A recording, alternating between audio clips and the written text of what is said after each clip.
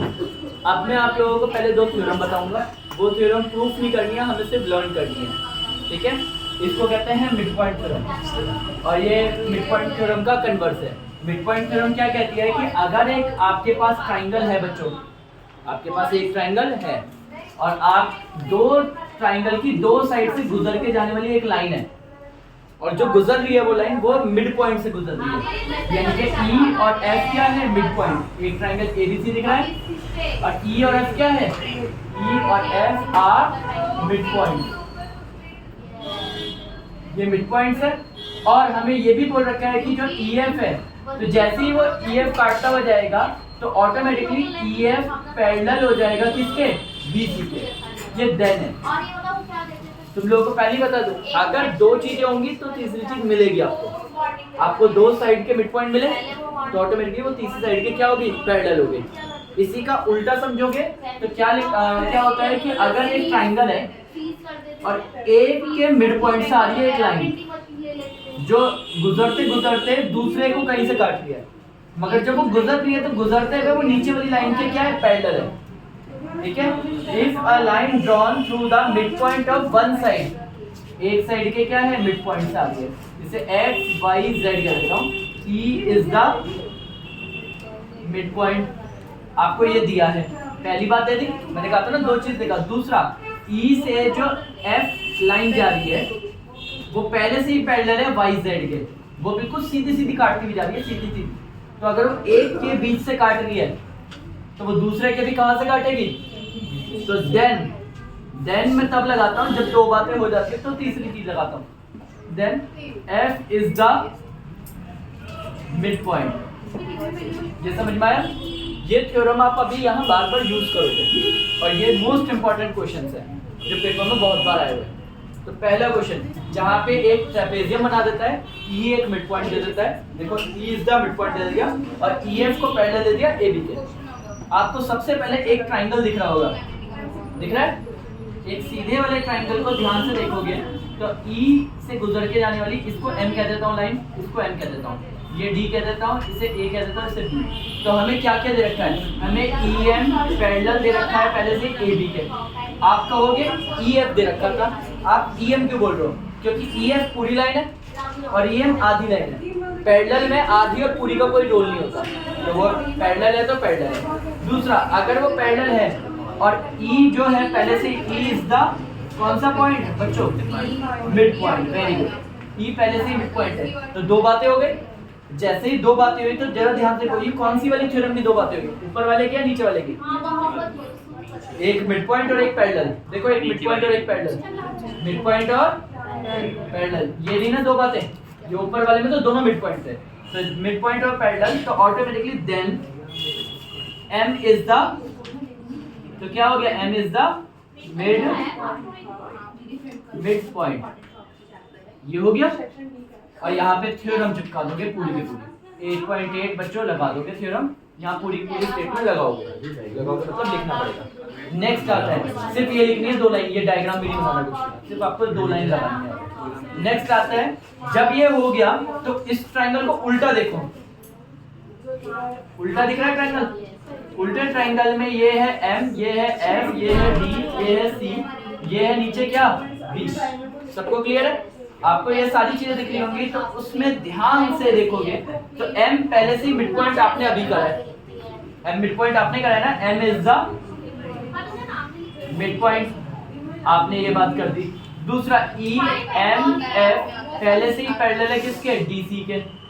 Reason, क्योंकि ये पहले से ट्रेपेजियम है, ट्रेपेजियम में नीचे वाली साइड ऊपर वाली साइड के पहले से क्या होती है, पैरेलल। ये आपने बनाई और ये पहले से पैरेलल है, तो ये पैरेलल होगी। दो बातें हो गई, मिड पॉइंट और पैरेलल।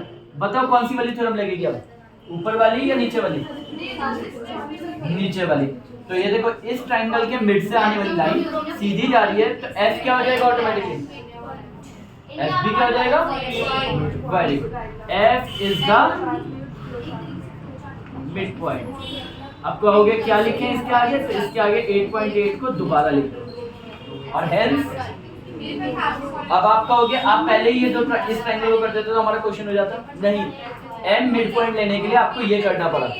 नोटिस किया, सीधे ट्रायंगल से पहले आपने m को मिड पॉइंट किया, फिर उस m के मिड पॉइंट से आपने f को मिड पॉइंट किया, समझे?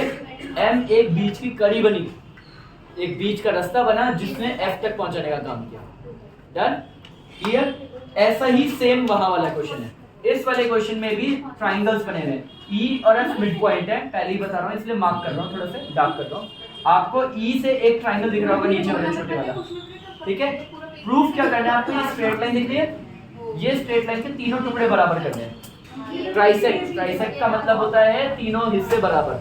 तो E और C वो क्या होता है? EC को BC ट्राइसेक्ट करना है, तो B और C का है BC है, E and F ट्राइसेक्ट।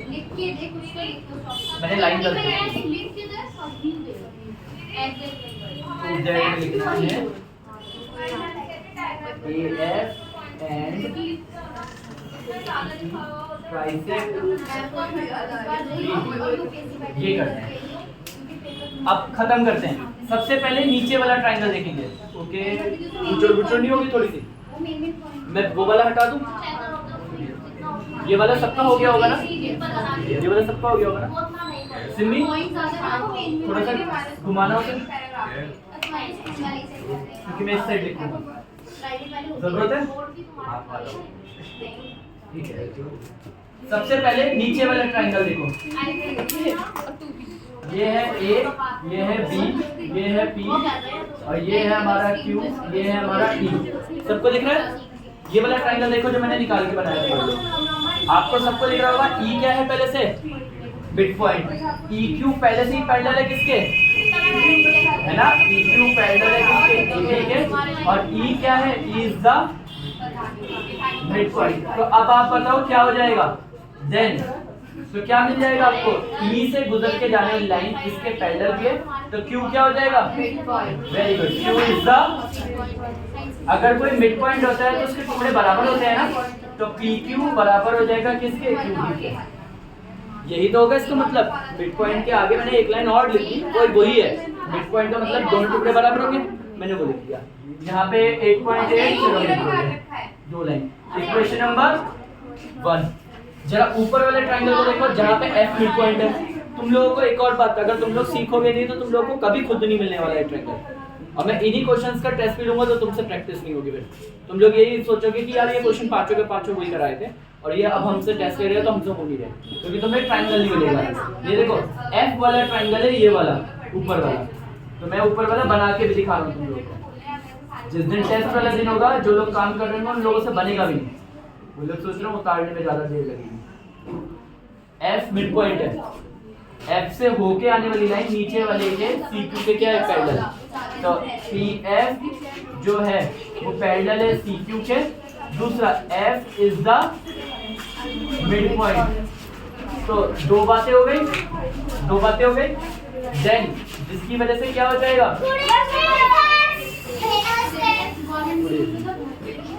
तो P क्या हो जाएगा? P is the mid point हो जाएगा।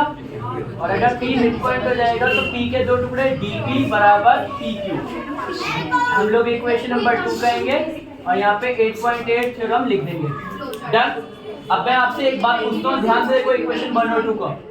From equation number 1 and equation number 2, equation 1 और 2 को ध्यान से देखोगे तो DP बराबर है PQ के और PQ बराबर है QP के। एक ही लाइन के तीन टुकड़े नहीं है, ध्यान से देखो। DB के DP बराबर है PQ, PQ बराबर है QP। एक लाइन के तीन टुकड़े बराबर हो गए। हेंस